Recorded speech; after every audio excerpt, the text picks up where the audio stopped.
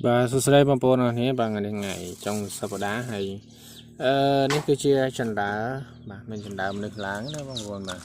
ចិន្តាដាក់ឲ្យមន់ធ្វើឲ្យមន់ឡើងបាទនេះ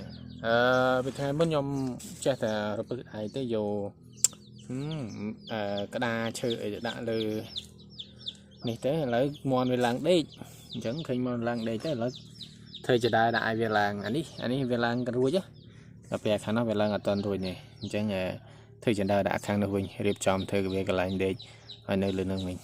ហើយវានិយាយរួមវាចូលចិត្តមានបរិយាកាសល្អបងប្អូនបាទមានបរិយាកាសfresh បាទអញ្ចឹងវាឡើងដេកលើនោះវាមានអារម្មណ៍ល្អបាទខ្ពស់ណាបងប្អូនបាទ3 4 ម៉ែត្រដែរទៅលើអានេះក៏ខ្ពស់ដែរតែអានេះខ្ញុំដាក់ឈើនៅក្រោមទេណាឥឡូវកំពុងតែនេះពុំធ្វើចិន្តាមានអីទេបងប្អូនអានេះដែរយ៉ាងណាទិញយូរហើយដែលសូវបានប្រើនេះឈើនេះគណិតកណាត់កាប់ទុកចោលឈើប្រើការលេងកើតចេះតែយកមកវាយផ្សំទៅធ្វើចិន្តាដាក់ឲ្យវាឡើងក្តីក្តាចាស់យកមកគងវាយគងធ្វើឲ្យវាឡើងណាហើយខាងនេះគឺសន្តិសុខនេះដែលយាមមកណាមានយាមទេបងប្អូនគឺស៊ីដែរតែហ៊ានបលែងទួយហ្នឹងបលែងខំស៊ីហើយមិញទិញមន់ទិញមន់ច្រឡំវាយមន់ធ្វើហូបមួយដែរបងប្អូនតែទិញលមុននៅទីផ្សារគេធ្វើឲ្យ1គីឡូ22,000ទិញសាកមើលគេមួយ1គីឡូ22,000ហើយ1គីឡូ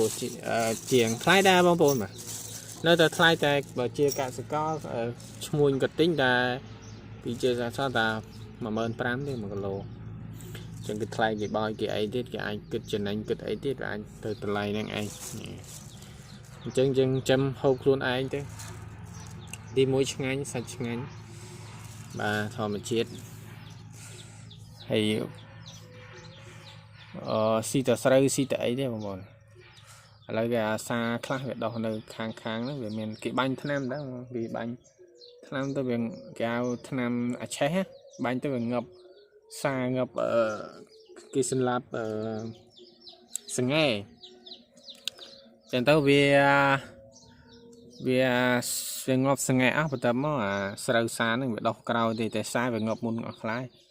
វាសល់ខ្លះចឹងទៅវាទុំវាអីទៅវាបានខ្លះទៅឥឡូវវាចោះស៊ីតាមទឹកដែលឆ្លងស៊ីបន្តិចចឹងមិនសូវចោះចំណៃហ្មងទេឥឡូវបណ្ដោយវាបានបាទហើយនៅសល់តែទុយក្នុងទ្រុងទេហ្នឹងហើយបាទអរគុណច្រើនបងប្អូនបាទចាំជួបគ្នាវីដេអូថ្មីបន្តទៀតបាទអរគុណបាយបាយ